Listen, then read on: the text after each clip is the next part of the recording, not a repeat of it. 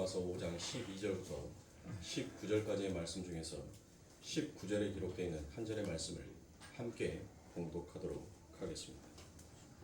로마서 5장 19절의 말씀 다 찾으신 줄 알고 다 함께 봉독합니다. 한 사람이 순종하지 아니하고 많은 사람이 죄인이 된 것 같이 한 사람이 순종하심으로 많은 사람이 의인이 되니라. 아멘. 자, 오늘은 말씀의 본문이 바뀌었습니다. 조금 더 내려왔죠. 오늘은 말씀의 제목이 한 사람이에요. 한 사람. 말씀에 들어가기 전에 여러분들 12월이 되면 제가 여러분들에게 말씀을 드렸죠. 왠지 모르게 우리의 마음이 분주합니다. 분주해요. 이런 분주한 마음에 성경은 또 우리 예수님은 우리에게 이와 같이 얘기합니다. 수고하고 무거운 짐진 자들아 다 내게로 오라라고 말씀하십니다. 그것은 내가 너희의 육신이 아니라 마음을 쉬게 해 주겠다는 것입니다. 수고하고 무거운 짐을 우리 예수님께서 우리들의 삶 가운데 우리가 원하는 그 모든 것들을 채워준다가 아니에요. 우리들에게 그것이 채워지든 채워지지 아니하든 늘 우리의 마음 안에 쉼과 평안을 주시겠다는 것입니다. 그래서 에스겔서나 에레미야에서도 무엇을 얘기합니까? 우리들에게 새 언약도 주시지만 너희들에게 이 새 언약을 통하여서 새 마음을 주겠다. 너희들은 마음 가운데 무엇을 주겠다는 것이에요? 참된 쉼을 주겠다는 것입니다. 따라서 우리는 이 역사 속에서 왜 하나님께서 우리에게 이와 같이 새 마음을 창조해 주셔야만 하는지에 대해서 우리는 배우고자 하는 것입니다. 그 마음이 꺾여야만 하는 처절한 지옥을 우리는 자주 경험하게 됩니다. 분주하다는 말은 미래에 대한 두려움이 있기에 늘 분주할 수밖에 없습니다. 그러면 사랑하는 성도님들, 이 두려움은 과연 언제부터 우리들의 삶 가운데 찾아왔습니까? 두려움, 이 공포는 처음부터 우리의 것이 아니었습니다. 우리는 하나님 안에 거하여 있었을 때는 이 두려움과 공포가 전혀 우리와는 관계없는 자로 살아왔어요. 그 아버지 하나님의 그 품이 이 세상의 그 어떤 것도 비교할 수 없는 가장 안전한 지대였기 때문인 것입니다. 그런데 인간이 선악과를 먹어버림으로 인하여서 그 안전지대에서 이제 쫓겨남을 당합니다. 그래서 인간이 해야 하는 것은 무엇이었었어요? 자기 스스로 자기의 부끄러움을 감추려 했던 것입니다. 그렇게 죄인이 되었던 인간에게 하나님께서 찾아오십니다. 성경은 분명 그 하나님이 어느 날 찾아오셨다라고 얘기합니까? 아담과 하하가 그와 같은 범죄를 하고 난 다음에 하나님께서 그들에게 임하신다고 말해요. 근데 그들에게 임하시는데 언제 임하셔요? 서늘한 날이에요. 성경은 분명 서늘한 날에 하나님이 그들에게 오셨다라고 얘기해요. 그 서늘한 날은 제가 창세기에서도 여러분들에게 말씀드렸던 것처럼 심판의 날을 말하는 거죠. 심판의 날. 그 하나님께서 여러분들 그 심판의 날에 찾아오실 때까지 아담과 하와는 무엇을 하고 있었어요? 그들이 한 일이라고는 무엇을 했었습니까? 그들이 한 일이라고는 무화과 잎으로 자신들의 부끄러움을 감추는 일만 했다. 그러니까 그 말은 무엇이에요? 하나님의 심판이 임하는 그때까지 인간이 한 것이라고는 무엇이에요? 이 역사의 종국을 들여다가 자신의 치부와 자신의 부끄러움을 감추려고 하는 그 행위만 하더라고요. 그 하나님의 심판의 날까지 인간이 하는 행위는 자신의 치부를 감추는 일에만 늘 급급하더라는 것입니다. 그래서 인간은 그 자신의 부끄러움이 드러날까봐 그래서 인간은 두렵고 공포를 느끼게 됩니다. 그 말씀은 창세기 3장 9절과 10절에서 이와 같이 얘기합니다. 여호와 하나님이 아담을 부르시며 그에게 이르시되 내가 어디 있느냐? 가로되 내가 동산에서 하나님의 소리를 듣고 내가 벗었으므로 두려워하여 숨었나이다라고 그와 같이 얘기합니다. 성경에서 처음으로 여러분들 우리 대한민국에서 뉴스에서 가장 많이 쓰는 말이 뭐예요? 전 세계 최초로 전 세계 최초로 무엇을 개발했다, 무엇을 발명했다. 그 말을 참 잘 써요. 그렇죠? 우리 성경에서도 보면 여러분들 성경 66권의 최초로 가장 먼저 이 두려움이라는 단어가 등장하는 것이 바로 이 창세기 3장 10절의 말씀입니다. 그들이 두려워하여라는 이 말을 하고 있습니다. 인간이 스스로의 힘으로 자신의 인생을 개척하고 발전시켜 보겠다라고 나서면부터 인간은 두려움과 공포에 장악을 당하게 됩니다. 왜냐하면 선악과를 입에 문 상태에선 스스로 모든 것을 해결해야 하고 헤쳐나가야 하기 때문이라는 것입니다. 그러니까 율법이 하나님을 보게 되면 당연히 두렵게 되더라는 것입니다. 왜요? 율법은 무엇입니까? 율법은 도달해야 할 우리들의 기준점이 있더라는 것입니다. 그것에 도달해야지만이 여러분들 못하는 거예요. 내가 하나님으로부터 뭘 받을 수 있다? 복을 받을 수 있다라고 생각하는 거예요. 그러니까 여러분들 그 삶이 얼마나 지옥이겠냐. 그 하나님으로부터 복, 하나님으로부터 은혜를 받기 위해서 그 은혜를 받는다는 것이 결국 내 삶 가운데 평안과 안식을 얻은, 즉 두려움과 공포가 사라지는 것으로 여겼기 때문에 그래서 여러분들 율법은 못하는 거예요. 도달해야 할 범위가 있다. 그 말은 곧 내가 지켜야 할 것들이 있더라라는 것이에요. 그러니 삶이 얼마나 쉼이 없고 분주하단 말이에요. 우리 사랑하는 성도님들, 2023년 1월 1일 날 여러분들의 다짐과 여러분들의 마음, 그리고 이제 마지막 달력을 남겨놓은 지금 여러분들의 마음, 그리고 12월 31일 날 이제 2023년을 보내고 2024년을 또 맞이하게 되었을 때 여러분들의 마음은 전부 다 각각 다를 것을 믿습니다. 그런데 여러분들 한 가지 변하지 아니하는 것이 무엇입니까? 왜 여러분들의 마음속에서 두려움과 공포에 대한, 그리고 또 새 날에 대한 희망들을 갖고 계시는가?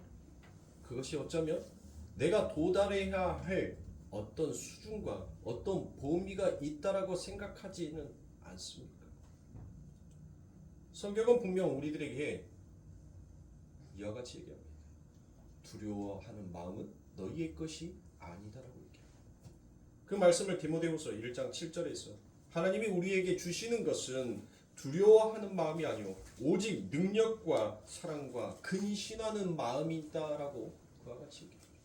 하나님께서 우리에게 주신 것은 무엇이다라고요?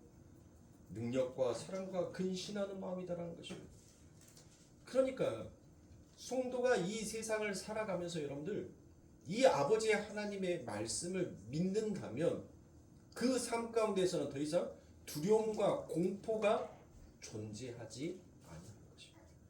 그래서 성경의 수많은 선지자들이 그들이 하나님 밖에서 자신의 스스로 자신의 치부와 부끄러움 그것을 가리기 위해 열심히 그 율법이라는 도달의 범위에 들어가려고 했었을 때는 여러분들 무엇했습니까?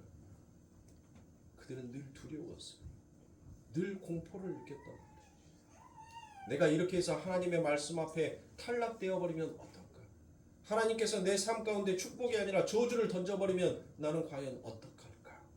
늘 그런 공포와 두려움 가운데 사로잡혔습니다. 그런데 진짜 하나님을 만났어요. 진짜 하나님을 만나니까 그들의 마음이 무엇하더라고요? 바뀌게끔 돼요. 바뀌더라는 것이에요. 그 바뀜은 여러분들 무엇으로 나타나요? 그 죽음도 두려워하지 아니하는 마음으로 바뀌어지게 되더라는 것입니다. 그러니까 사랑하는 성도들, 우리는 비록 이 육신의 몸을 입고 이 역사, 이 종국을 살아가지만 묵시에서는 이미 하나님의 말씀이 완료되어서 내 안에는 오직 두려워하는 마음이 아니라 오직 능력과 사랑과 근신하는 마음이 내 삶 가운데 있다는 것을 믿는 자는 여러분들 이 역사를 두려워하지 아니하고 살아가게끔 되어 있다는 것입니다. 그런데 이런 말씀, 이런 해석들은 여러분들 참으로 좋습니다. 그런데 가장 큰 문제는 무엇입니까? 아직도 우리가 이 연약한 육신의 몸을 가지고 있다는 것입니다. 문제는 거기에 있는 것입니다. 우리의 신앙의 생활까지도 우리는 때로는 이 두려움과 공포로 사용할 때가 너무나도 많다는 것입니다. 여러분들 왜 회개하십니까? 교회에 와서 여러분들 왜 회개하시냔 말이에요. 진짜 하나님 앞에 죄송해서 여러분들이 회개하십니까? 아니면 내가 그 죄를 회개하지 아니하면 하나님께서 내 삶 가운데 벌을 내리실까봐 오히려 두려워하는 그 마음과 그 공포심에 하나님의 이름 앞에 회개하는 척하고 있지는 않습니까? 여러분들 우리가 과연 하나님의 말씀 앞에서 무엇을 반성하고 무엇을 뉘우치고 있는가, 그것을 정확하게 알아야 합니다. 우리가 아버지 하나님 앞에 진정한 죄송함과 진정한 반성이 있다면, 그러면 여러분들에게 주어지는 그 구원의 확신은 두려움과 공포로 나타나는 것이 아니라 오히려 여러분들의 삶 가운데 믿음의 소망으로 작용하게 될 것입니다. 그 믿음의 소망이 여러분들의 삶 가운데 일어나게 되는 거예요.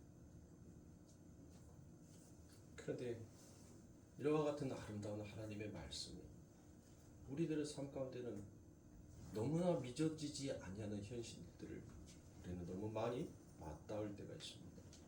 결국 그거예요.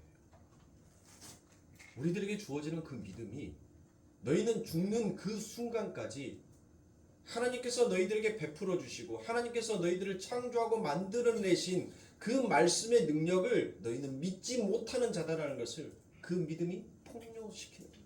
그래서 우리가 하나님 앞에 못하는 겁니까? 넙죽 엎드리는 것입니다. 하나님, 나는 면목 없는 자가 맞습니다. 결국 그 고백을 하나님께서는 우리들의 삶 가운데서 끄집어내신 거예요. 그러니까 내가 믿어서 믿는 것이 믿음이 아니라는 것입니다. 그 믿음은, 하나님께서 주신 믿음은 나는 하나님을 조금도 믿지 못합니다라는 것을 발견하고 드러내는 믿음인 거예요. 그래서 모든 것이 내가 한 것이었고 전적으로 하나님의 은혜입니다라는 그 고백을 하게끔 되는 것입니다. 아무쪼록 오늘 말씀을 통해서 저와 같이 여전히 인생과 역사를 두려움과 공포로 살아가고 있는 많은 분들이 그 두려움과 공포에서 조금이나마 해방될 수 있는 그와 같은 시간들이 되었으면 좋겠습니다. 자, 우리는 지난 시간에 사도 바울이 14절에서 무엇을 얘기했습니까? 아담은 오실자의 모형이다라고 그와 같이 얘기합니다. 그리고 바로 15절에서부터 19절까지 계속 바울은 무엇을 얘기해요? 한 사람을 얘기합니다. 한 사람. 여러분들, 이 바울이 이 로마서를 기록하였을 때는 신학이 완성이 되어 있을까요? 안 되어 있을까요? 안 되었겠죠? 그렇죠? 우리는 이미 이 성경에 완료된 것을 우리는 보고 있지만 아직 바울은 이 신약이 완성된 것을 보지 못하였다. 그러면 이 바울은 도대체 누구를 가리켜서 한 사람 한 사람이라는 이 이야기를 유독 15절에서부터 19절까지 그 말씀 안에 계속적으로 반복하고 있는 거예요. 분명 14절에서는 아담은 오실 자의 모형이다라는 그 말을 마침과 동시에 한 사람 한 사람이라는 이야기를 무려 이 짧은 본문 안에 6번을 이야기를 합니다. 자, 그러면 그 한 사람은 우리가 너무나도 막연하게 그래 아담이기도 하고 예수이기도 하겠다라는 것은 우리의 신앙의 깊이가 너무 얇다라고 말할 수 있습니다. 그래서 오늘은 조금 더 깊이 한번 들어가 보자. 자, 예수님은 하나님의 아들이시지만 육신을 입은 교회의 모형으로 이 땅에 오셔서 교회가 어떻게 이 지상에서 십자가를 지고 부정당하고 그리스도를 증거해내는가를 미리 몸으로 삶으로 보여주신 분이 바로 예수입니다. 그래서 누가복음 2장 11절과 12절의 말씀에서는 오늘날 다윗의 동네에 너희를 위하여 구주가 나셨으니 곧 그리스도 주시니라. 너희가 가서 강포에 쌓여 구유에 누인 아기를 보리니 이것이 너희에게 표적이니라 하더니 라고 되어 있습니다. 자, 누가복음 2장 11절과 12절에서 가리키는 자는 누구입니까? 예수죠. 예수. 맞습니다. 예수. 그런데 너희에게 무엇이다? 표적이다 라고 얘기해요. 표적은 여러분들 제가 헬라어로 무엇이다 라고 얘기했습니까? 세미이온이다 라고 얘기를 했죠. 그러니까 이 표적이라는 것은 실체도 아니고 내용도 아니다라는 뜻이에요. 이 표적이 가지고 있는 것은. 자, 그러니까 이렇게 말하면 그러면 예수가 하나님의 아들이 아니냐라고 이렇게 반박하실 분들이 또 있을지 모르겠지만 예수님은 하나님의 아들이 맞아요. 하나님의 아들이. 근데 그 예수가 지금 하나님으로부터 무엇인가 이 지상에 내려와서 그것을 표적, 밝혀야 하는, 그림으로 보여야 하는 것들이 있더라라는 것이에요. 그러면 그것이 무엇이겠어요? 예수가 이 땅에 오셔서 하는 것, 바로 그분이 십자가를 지시고 어떻게 그 십자가를 지심으로 하나님의 백성들이 새롭게 탄생되어지는지를 이 땅에서 삶으로 보여주시는 것이에요. 그리고 그렇게 십자가를 지고 그분이 돌아가시고 난 다음에 아버지 하나님께서 그를 부활시키시죠. 그렇죠. 무엇으로 부활시킵니까? 예수를 그리스도로 부활시키더라죠. 그리스도. 이 그리스도는 여러분들 다른 말로 하면 메시아다라고도 여러분들에게 말씀을 드렸어요. 메시아.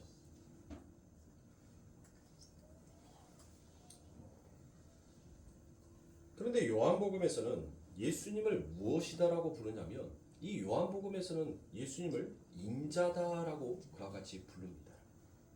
그걸 파자하면 그 사람의 그 아들이다라는 말이에요. 예수님이 그 사람의 그 아들.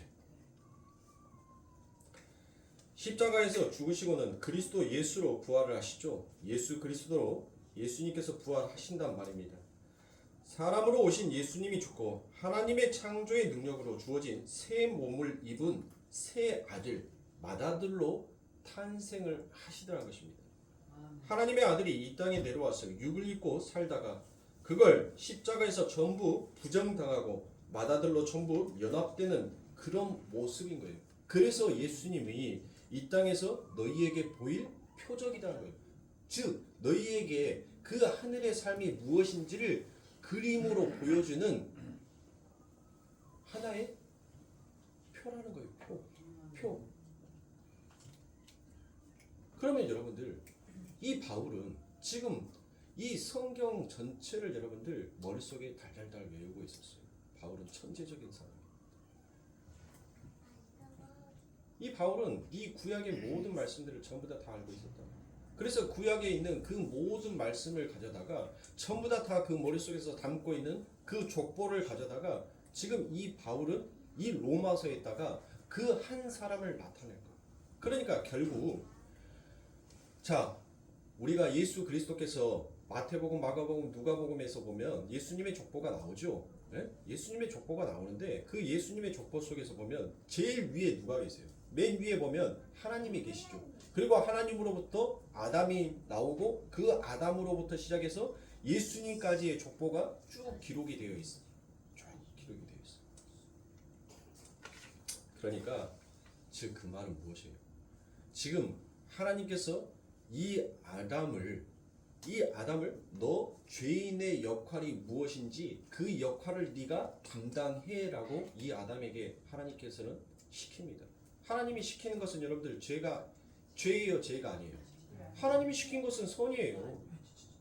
하나님께서 아담에게 네가 죄인된 모습, 하나님을 떠나서 너 스스로 살고자 싶어하는 자의 모습의 최후가 무엇인지를 네가 그 역할을 맡아라라고 했었을 때 아담은 그 역할을 맡았어요. 그리고 그것으로 이 삶 가운데서 우리들에게 보여지는 그림으로 드러내고 나타냈단 말이에요. 그런데 그 아담으로부터 시작해서 쭉 출발해온 그 마지막 진짜 한 사람, 그 예수가 바로 무엇이다라는 거예요. 전부 다 그들이 바로 이 한 사람의 표상이었다는 거예요. 표상. 이 예수를 나타내기 위한 하나의 모형이었더라라는 것입니다. 자, 그러면 이렇게 말씀을 드리면 여러분들이 눈꺼풀이 자꾸 내려오시면서 감기시니까 성경의 말씀을 찾아봐 가면서 여러분들과 함께 이 시간 말씀을 나누도록 하겠습니다. 그러면 자, 어떻게 예수님이라는 맏아들이 나왔는지 여러분들 그걸 알려면 족보를 보면 알 수 있겠죠. 족보. 가장 편하게 누가 나왔는지를 보려면 예수님이 사람의 아들이라면 인자의 아들, 그 아들이 도대체 누구인지를 여러분들 성경의 말씀 속에서 누가복음 3장의 말씀을 보도록 합니다. 누가복음 3장 23절 말씀에 보면 예수께서 가르치심을 시작하실 때 30세쯤 되시니라. 사람들의 아는 대로는 요셉의 아들이요 요셉의 이상은 헬리오라고 되어 있습니다. 여러분들 보세요. 누가복음 3장 23절의 말씀을 피세요. 누가복음 3장 23절의 말씀을 쭉 펴놓으세요. 자, 여러분들 보세요. 예수님께서 가르치심을 시작하실 때에 30세쯤 되시니라라고 되어 있습니다. 그리고 사람의 아는 대로는 요셉의 아들이니 요셉의 위는 헬리오라고 되어 있어요. 헬리는 누구예요? 헬리는 마리아의 아버지죠. 여러분들이 누가복음 3장 23절부터 38절까지 말씀이 아마 마지막 말씀일 겁니다. 누가복음 3장 38절이 마지막 말씀이에요. 그러면 여러분들 누가복음 3장 38절의 말씀에 보면 여러분들 거기에서는 무엇이 나와요? 에녹스가 나오고 아담이 나오고 그리고 하나님이 나오잖아요. 그러니까 여러분들 이 누가복음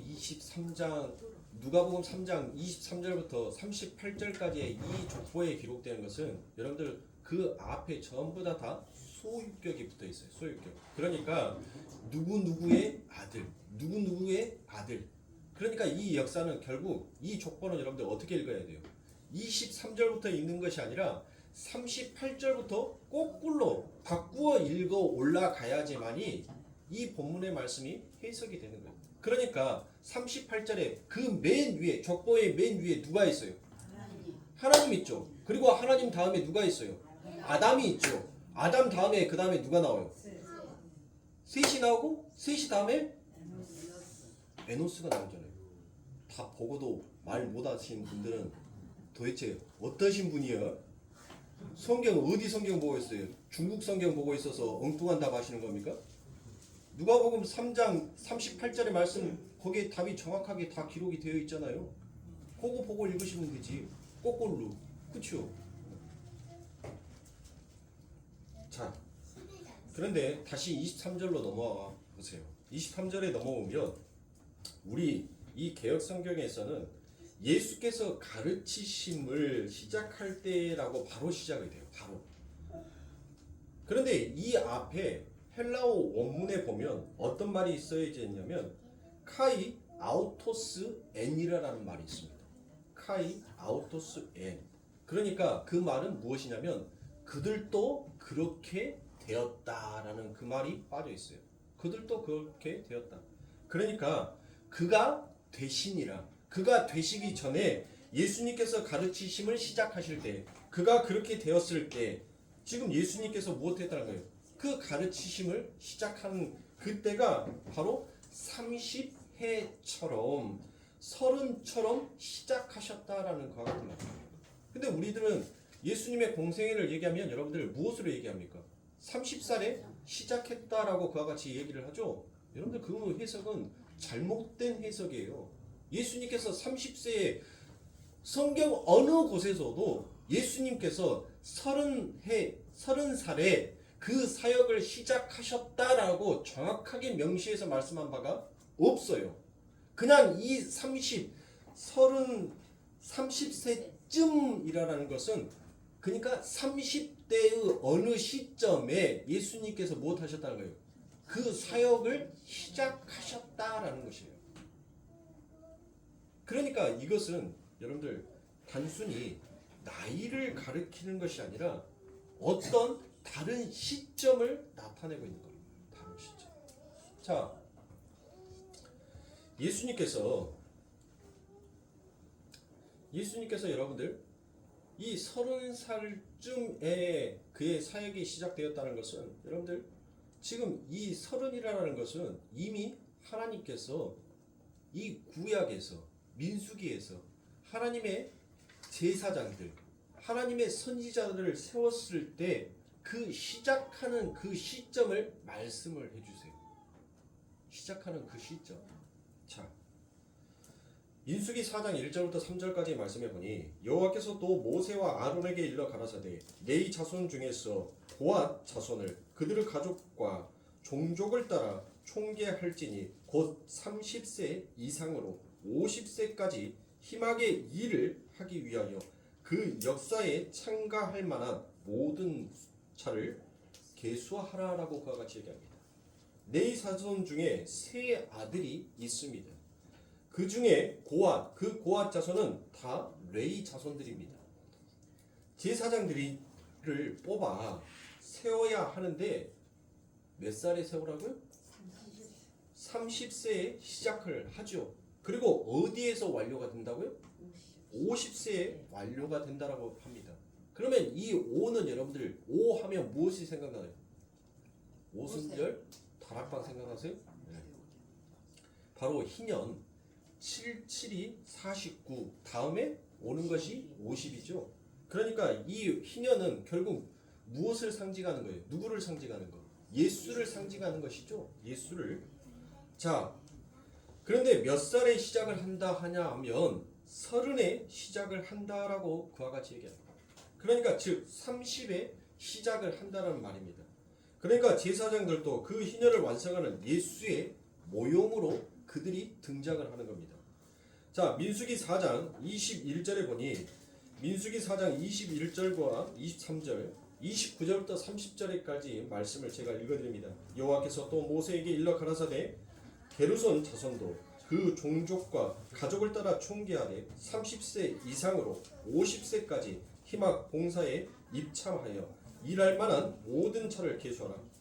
너는 무나리 자손도 그 가족과 종족을 따라 계수하되 30세 이상으로 50세까지 희막 봉사에 입찰하여 일을 만한 모든 자를 계수하라라고 그와 같이 얘기합니다. 자, 민수기 4장 1절에서는 누구를 택하라고 합니까? 고앗 자손을 택하라고 합니다. 그리고 두 번째로는 게르손 자손과 무나리 자손을 택합니다.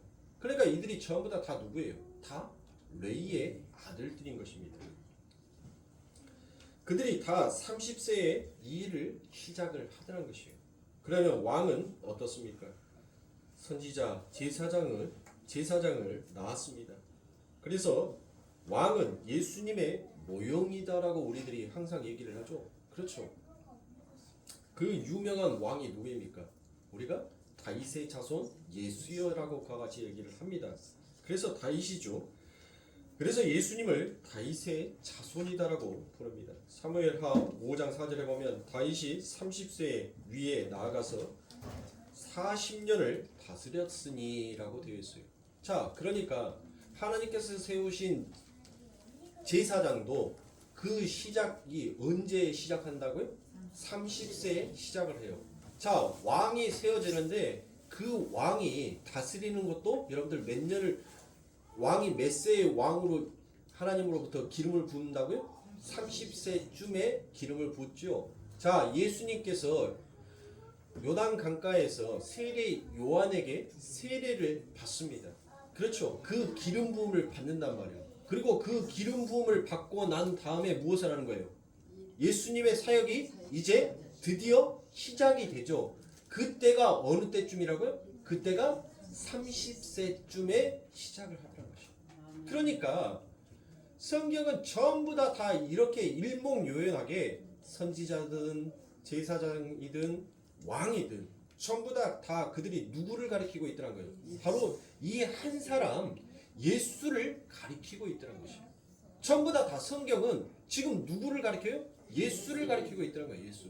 그러니까 제가 우리 성도님들에게 성경은 처음부터 끝까지 누구만을 밝히고 있더라?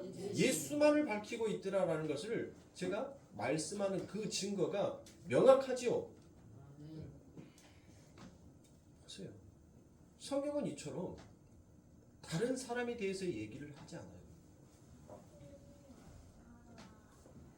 전부 다 그 예수에 관련된 이야기들을 하더라는 것입니다.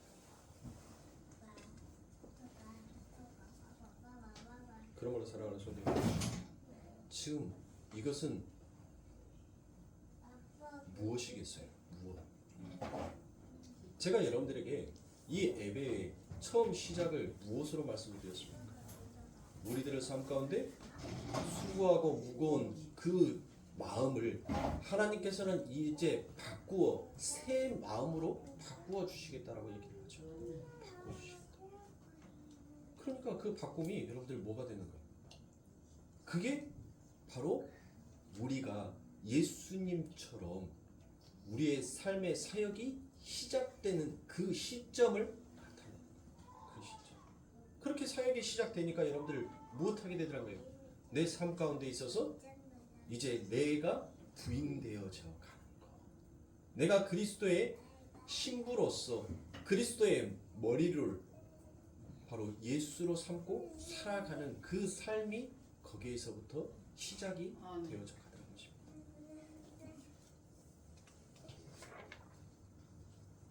그러니까 왜 이 바울이 여러분들 제가 이 로마서를 준비하면 준비하고 제가 오늘 이 말씀이 여러분들 결코 쉬운 말씀이 아니에요. 여러분들이 성경을 분명히 노트에 기록해 놓은 사람들은 집에 가서서 그 성경의 말씀들을 다시 찾아서 읽어보세요. 그 말씀들을 읽어보시면 왜 이 바울이 이 한 사람이다라는 것을 이야기하였는지, 그리고 그 한 사람들이 여러분들 그 한 사람으로 인하여서 세상에 뭐가 들어왔다? 세상에 죄가 들어왔고 그 한 사람으로 말미암아 세상에 무엇이 들어왔다? 구원이 들어왔다. 영생이 들어왔다라고 그와 같이 계속적으로 바울은 반복하여 이야기하고 있는 거예요.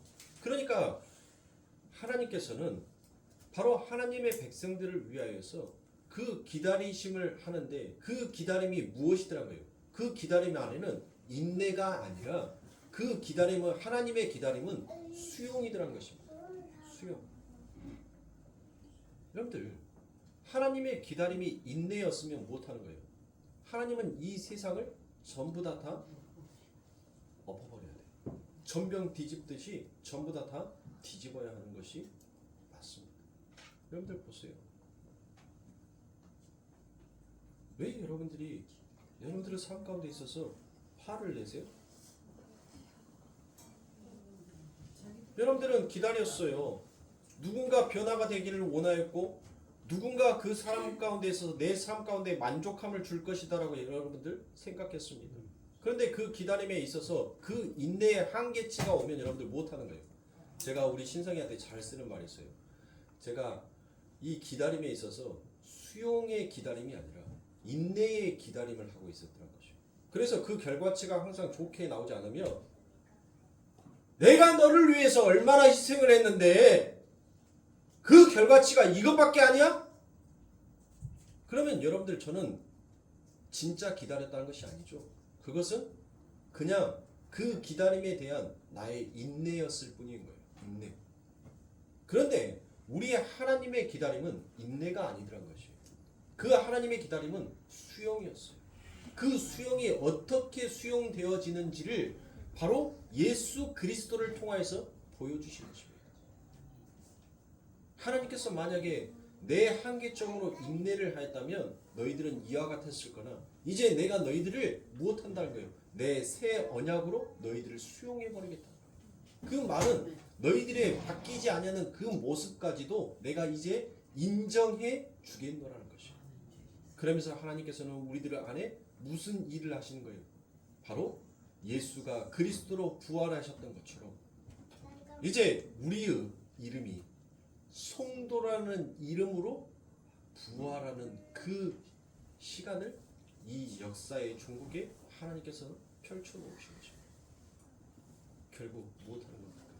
우리가 구원을 받았어요? 구원을 받았는데도 불구하고 여전히 우리는 무엇합니까? 여전히 우리는 사랑하는 마음이 아니에요. 근신하는 마음이 아니에요. 그 아버지 하나님의 능력이 내 삶 가운데서 나타나기를 늘 소망하는 그 마음이 아니더라는 것이에요. 어떻게 하면 이 역사의 종국을 가져다가 나의 치부와 나의 부끄러움을 감출까에 대한 두려움을 갖고 있었다는 것입니다. 그래서 우리들은 무엇합니까? 늘 범죄한다. 늘 우리들 안에 우리들의 심령 안에서는 늘 범죄를 해요. 하나님의 성전이 되어버렸던 우리 이 성전을 우리는 무엇으로 만들어버립니까? 우상 숭배하는 곳, 장사하는 곳으로 늘 그렇게 만들어버려요. 그럴 때마다 우리 예수님께서 우리들에게 무엇을 합니까?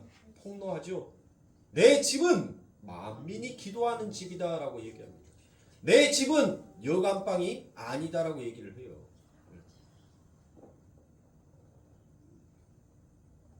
내 집은 만민이 기도하는 집이라. 우리들의 삶 가운데 그와 같이 말씀하여 주신 것입니다. 그 하나님의 말씀이 내 삶 가운데 들려올 때 우리는 무엇합니까? 그때 하나님의 생명의 말씀이 바뀌게 되는 것 맞습니다.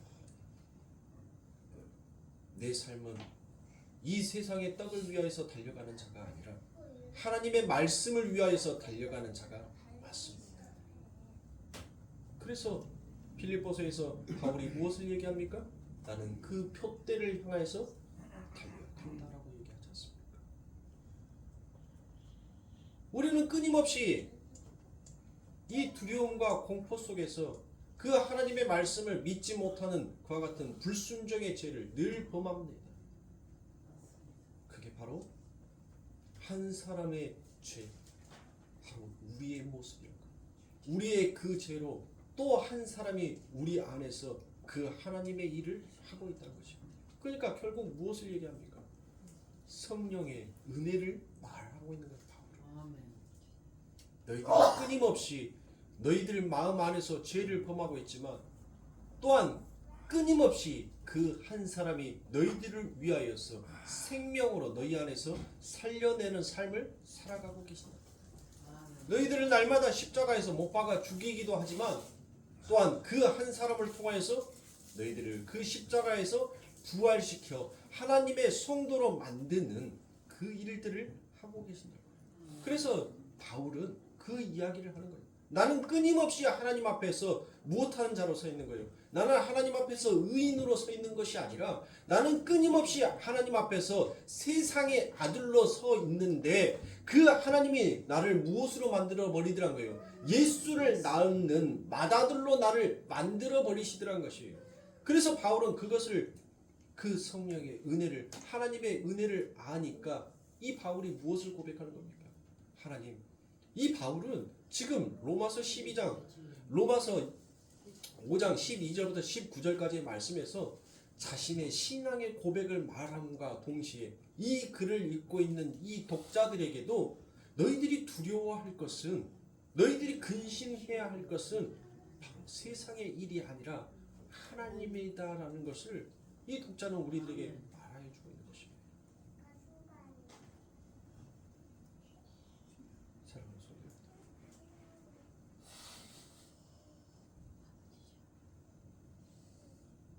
우리들이 두려워하는 마음,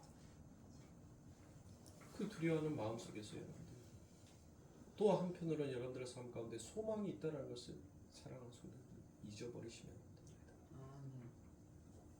우리 아버지 하나님의 기다림은 무엇이다라고? 수용에 기다리고 계시는 거죠. 모든 것들을 수용하시는 그 기다림. 그러나 그 끝에는 하나님의 무엇이 있다는 것을 알아야 합니까?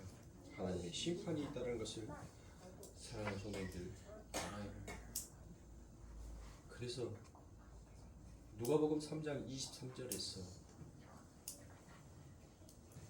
예수님의 그 사역의 시작이 서른쯤이다라고 그와 같이 얘기를 한 거고, 제가 누가복음에서 말씀에 처음 읽어드렸던 말씀에서도 바로 그 예수님께서 바로 우리들의 표적이다라고, 너희의 표적이다라고 그와 같이 말씀하시는 것이죠.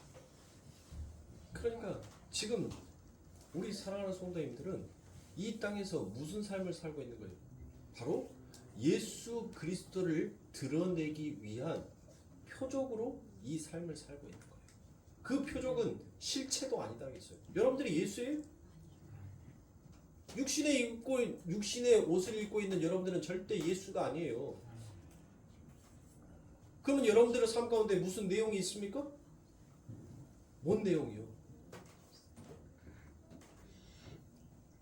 우리는 실체도 아니고 내용도 아니에요. 그런데 우리의 삶의 실상을 바라보니까 우리는 오직 그 예수라는 한 분을 드러내기 위한 그 인생의 걸음을 걸어가고 있다는 것이에요. 분주하고 바쁘고 열심히 살아갑니다. 그런데 그 삶의 끝에서 여러분들 찾아오는 것은, 남는 것은 예수밖에 없다는 것이에요. 제가 금요 예배도 여러분들에게 말씀을 드렸죠.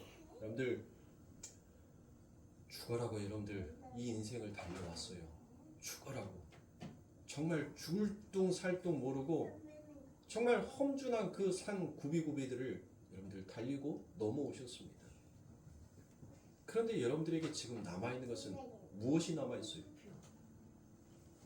뭐가 남아있냐고요? 고달픈 여러분들의 몸뚱아리 하나밖에 남아있는 거 없지 않습니까? 그렇게 아둥바둥 살아왔는데 남아있는 것이 뭐가 있냐고요? 병들어버린 내 몸뚱아리밖에는 없더라는 거예요. 그런데 무엇을 위해서 여러분들 지금도 그렇게 아둥바둥 살고 계시냔 말이에요. 모든 것이 헛되고 헛되니 헛되도다라는 그 하나님의 말씀. 그래, 나이가 들어가면 들어갈수록 여러분들 무엇하래요? 멋진 옷도 싫어요. 명품 옷도 별로 소용없단 말이에요. 명품 자동차도 내게는 필요 없어요. 그냥 내가 입었을 때, 내가 걸쳤을 때 그냥 편한 옷이 그게 명품이에요. 좋은 차 필요 없어요. 그냥 내 이 두 다리로, 이 아픈 다리 질질 끄고 가지 않는 것만으로도 나는 그저 감사할 뿐이에요. 근데 그 인생을, 그것을 배우기까지 왜 그렇게 나이들을 많이 먹어버렸냔 말이에요. 왜 젊었을 때는 그것을 깨우치지 못하고 왜 그것이 내 인생의, 내 삶 가운데 전부다라고 생각하면서 그것만을 쫓아서 가냔 말이에요. 그리고 왜 병들고 이제 아파서 남은 것은 내 몸뚱아리, 병든 내 몸뚱아리 하나 달랑 남았었을 때 왜 그때서 깨우치냔 말이에요. 왜 그때서? 그게 우리의 인생이에요. 그게 하나님의 말씀을 믿지 못하고 하나님의 순종하지 못하는 불순종의 자식들의 삶의 마지막 폐망이 무엇으로 나타나는지를 우리들의 몸을 통해서 하나님께서는 말씀하고 설명해 주는 거예요. 그러면 이제는 모든 것이 헛되고 헛되니 헛되도다라는 그 삶의 도를 아십니까? 여러분들은 이제 다 하나님의 말씀 안에서 그 도를 깨우친 자들이잖아요. 그 도를 다 아시는 분들이잖아요. 젊은 분이나 나이 드신 분들이. 우리가 살아야 하는 그 목표가 무엇인지를 우리는 바뀌면 안 된다는 것입니다.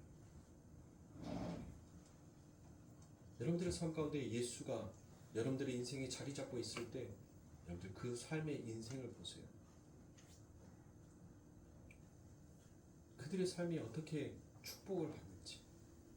또 축복하니까 뭔 하나님께서 잠자다가 뭐 돈벼락을 돈벼락 맞으면 죽어요. 하늘에서 금 떨어지면 여러분들 그거 한번 생각해 보세요. 그 무거운 금이 하늘에서 떨어지면 그거 맞아서 돈벼락 맞고 싶다라고 말하는 사람들이 많은데 여러분들 돈다발 하늘에서 던지면 그 돈다발에 맞으면 깔려 죽어요. 깔려 죽어요. 오직에 있었으면 한국은행에서도 그 돈다발을 뭘로 들어요? 지게차로 들지 않습니까? 근데 그 지게차로 드는 그 돈다발을 맞고 싶다라면 하나님 나 저 돈으로도 죽을 정도로 저 돈으로 내가 깔려 죽어도 나는 돈이 좋습니다라는 그 고백밖에 더 되지 않습니까?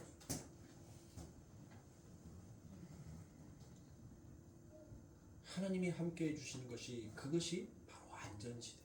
그들에게는 두려움과 공포가 없기에 늘 그들의 삶 가운데서는 무엇이 넘치는 거예요? 사랑이 넘치는 거예요. 그들의 삶 가운데서는 늘 근신하는 마음이 있어요. 근신하는 마음이라는 것은 여러분들 무엇하는 마음이에요? 내가 있다고 뽐내지 않아. 내가 없다라고 투덜거리지 않아. 내 삶 가운데 있으나 없으나 늘 아버지 하나님께서 내 삶 가운데 있어 주기만을 늘 자숙하는 마음으로 살아가는 것. 하나님, 내가 교만하여서 하나님이 떠나가시면 어떨까요? 하나님, 내가 이 모든 것들이 없다라고 내가 하나님 앞에 늘 불평과 불만을 표현했었을 때 하나님, 그 하나님이 내 삶 가운데 멀어지면 어떨까요? 그것을 늘 생각한다는 거예요. 그것을 생각하니까 여러분들 그 자녀는 무엇하는 겁니까? 내가 어떻게 하면 우리 아버지가 웃을 수 있을까? 내 아버지가 내가 어떻게 하면 그 아버지의 하나님이 기뻐하실 수 있을까? 그러면 그 하나님께서 기뻐하시는 일이 바로 무엇이라는 것이에요? 그것을 바로 예수가 하잖아요. 그 예수가 하나님이 기뻐하시는 일, 하나님이 원하시는 일을 하니까 하나님께서 얼마나 그 아들을 보고 기뻤는지 무엇을 얘기합니까? 하나님이 우레와 같은 그 천상의 소리로 이는 내 사랑하는 아들이다라고 말하죠. 그 소리에 평화로 상징되는 그 비둘기들이 여러분들 하늘을 향하여서 자유롭게 날개치고 날아가지 않습니까? 우리가 하나님이 기뻐하시는 일이 무엇일지를 생각하고 그 말씀 앞에 순종할 때 하나님께서는 가장 그 기뻐하시는 그 마음으로 우리들의 삶 가운데 보여주시는 거예요. 그것이 바로 누구다? 예수. 그래서 하나님의 이름 무엇이다? 예수를 믿는 것이다. 그래서 성경 66권은 전부 다 예수를 이야기하고 있어요. 그래서 그 예수, 그 왕, 그 선지자, 그 제사장이 누구인지를 요한계시록에서는 누구다라기에 일찍 죽임당한 어린 양이다라고 표현을 하지 않습니까? 일찍 죽임당한 그 어린 양이 누구예요? 예수잖아요. 얼마나 성경은 일관성 있게 얘기합니까? 그러니까 성경은 여러분들 엄청난 책인 거예요. 창세기에서부터 시작해서 이 요한계시록까지 오직 한 사람, 한 인물을 가져다가 여러분들 이 역사의 해가 얼마나 바뀌었습니까? AD에서 BC로 바뀌었어요. 네? 시대의 엄청난 우리가 10년이면 강산이 변한다는 말을 하잖아요. 몇천 년, 수만 년이 지난 지금까지 내려온 이 하나님의 성경의 말씀은 여러분들 너무나도 일목요연하게 명확하게 한 개의 흐트러짐 없이 모든 성경의 저자들이 여러분들 무엇을 합니까? 그 한 사람 예수를 이야기하더라고요. 그 중에 바울은 성령이 우리들에게 부어진 하나님의 은혜가 무엇인지를 더욱더 깊이 있게 말해줍니다. 그러고는 사랑하는 손님, 여러분들이 내가 하나님 앞에서 하나님의 말씀 앞에 순종하지 못하고 내가 이런 죄를 범함으로 인하여서 하나님께서 나의 구원을 탈락시키면 어떨까라는 그런 헛된 구원에 대한 두려움을 갖지 마십시오. 하나님은 여러분들 모든 것을 다 수용했어요. 모든 것을. 간음하는 자, 술 취한 자, 탐심을 가지고 있는 자, 탐욕을 부리는 자, 그 모든 자들을 하나님께서는 못했어요? 전부 다 당신이 수용해버렸어요. 전부 다 받아들였다. 그런 하나님을 우리가 오늘 믿고 있습니다. 바울은 그래서 이 성경에 아직 신약이 기록되어지지 아니한 이 성경을 구약의 모든 말씀들을 가져나가 바로 그 한 사람이 누구인지를 바로 이야기한 겁니다. 누가복음 3장 23절부터 38절까지의 말씀을 여러분들 보세요. 얼마나 대단합니까? 성경을 있는 그대로 읽으면 여러분들 예수님의 족보가 이상하다라고 생각하는 사람들이 있을 거예요. 왜 예수님의 족보가 이렇게 기록이 되지? 라고 생각할지. 그러나 그 모든 것들을 역으로 바꾸어 읽어보니 마지막 결론으로 나와 있는 사람이 마지막 그 끝에 있는 사람이 누구더라? 바로 예수가 나오더라는 것입니다. 처음 시작 하나님으로 시작해서 마지막 23절에 예수가 나오더라는 거예요. 전부 다 그 많은 족보의 모든 자들이 누구를 낳았어요? 예수를 낳았다. 오늘 저와 여러분들도 이 시대에 여러분들 무엇을 남기는 거예요? 예수를 남기는 거예요. 예수를 낳는 자로 여러분들 이 종국을 살고 있다는 거예요. 그래서 우리의 믿음의 후손들이 우리를 바라봤었을 때 누가 누구를 낳고? 우리는 성과 이름들이 다 달라요. 가족들이 다 다르단 말이에요.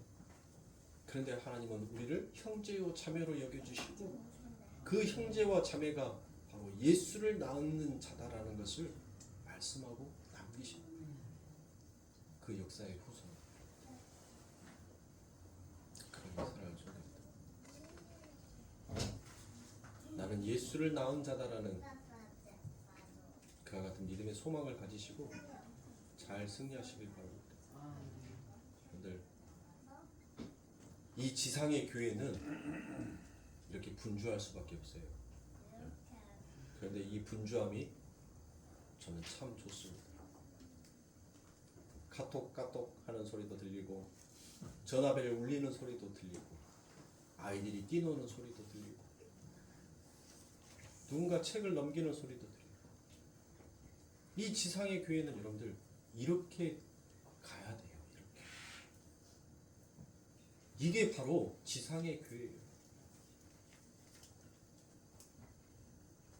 여기를 자꾸 절가를 만들려고 하지 마세요. 우리는 하나님을 찬송하기 위해서 여러분들 이 기쁨의 공간 속에서 여러분들 기뻐하는 자의 모습으로 예배를 드려야 하는 것입니다. 기뻐하는 자의 모습. 그게 바로 이 지상 교회가 가지고 있는 특권입니다. 사랑하는 성도님들, 여러분들이 각자 서 있는 그곳에 하나님의 교회입니다. 그 교회가 내가 원하는 나만의 교회로 만드시지 마시고 모든 것들을 수용할 수 있는 교회로 만드세요. 모든 것들을 받아들일 수 있는 교회로 만드세요. 그럴 때 그곳에 사랑이 나오도록 되어 있습니다. 그런 교회 되십시오.